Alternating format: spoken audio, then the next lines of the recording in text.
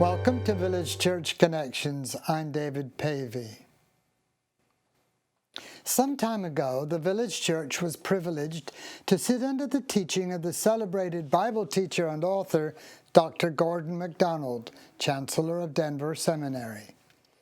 In one of the books MacDonald authored, entitled A Resilient Life, he quotes the Dutch Catholic priest Henry Nouwen, who for a while lived and worked at the Abbey of the Genesee, a monastery in upstate New York.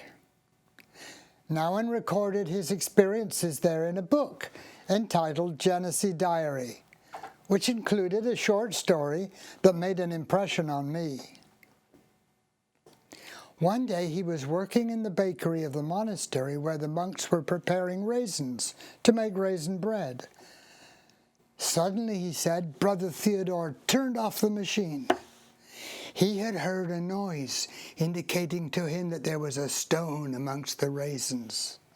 It had to be found, he insisted, because it could have disastrous implications if someone chewed a piece of bread and broke a tooth.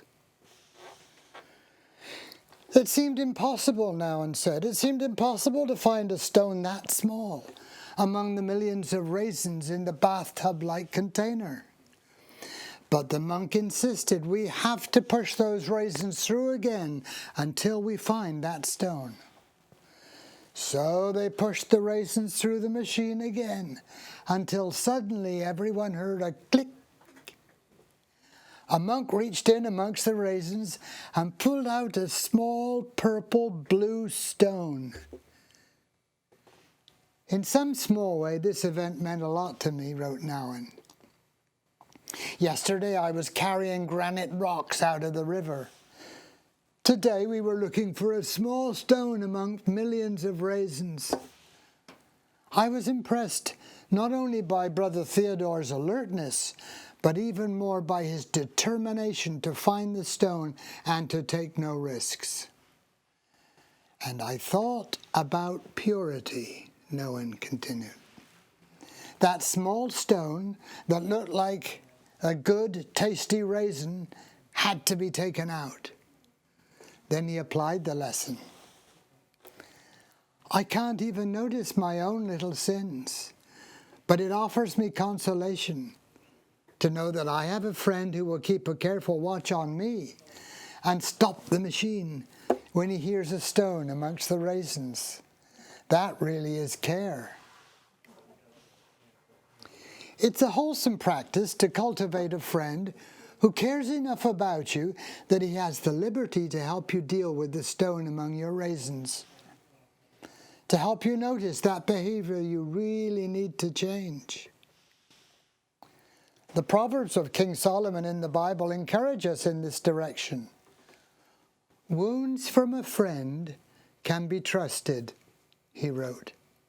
And also, as iron sharpens iron, so one person sharpens another. Now, nobody wants to live in a community where every Tom, Dick, and Harry goes about pointing out the splinters in your eye while disregarding the beam in his own, to use an analogy that Jesus used to teach his disciples. I was once active in a church overseas where one woman suddenly felt called of God to point out the shortcomings of a number of people in the congregation, which she did without wasting any time. Her behavior went over like a lead balloon, as you can imagine. In fact, she soon became persona non grata and had to find a different church where she could start again with a good record. But it's a good practice to have an admired, trusted friend who has the liberty to help you see what they see, but you don't. Wounds from a friend can be trusted. How about a wife or a husband, for starters? Iron sharpens iron. Perhaps you have a stone among your raisins. Who's your friend who is so close to you that without fear of causing offense, he can help you find and deal with it? And thank you for tuning in once again to Village Church Connections.